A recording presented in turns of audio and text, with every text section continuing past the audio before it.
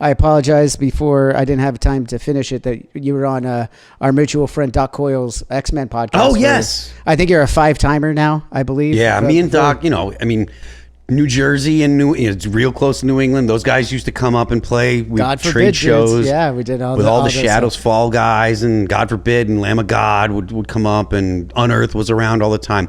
Right. I went and Kill Switching Age. I was super fortunate to come up in like the area where I did, because New England was such a hotbed. It was like all of New England, and then like you guys and Bleeding Through out in LA. Dude, yeah.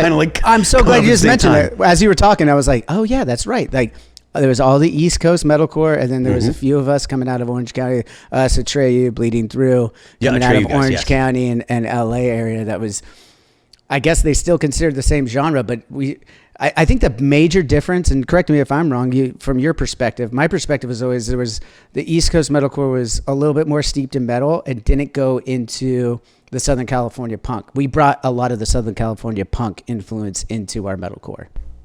Yeah, I was kind of like, well, those guys are a lot like us. They just wear more eyeliner. not that you didn't wear eyeliner, just more. No, actually, in New England, being the New England blue collar kind of guys, that was something that like we were like, they wear makeup, we don't wear makeup. Oh, dude, it was fun. Oh, I remember that very well. Touring with, you mentioned Shadows Fall, going out and doing tours with, God forbid, all these other guys you mentioned on the East Coast of metalcore. It was very like we got along fine once we met each other, but like there was always that like, why are these guys wearing makeup and what the fuck is wrong with them? And we're like, it was that friendly ribbing, Yeah, we were okay with it. We brought it on. We're like, yeah, we know what we're doing. We know what we look like.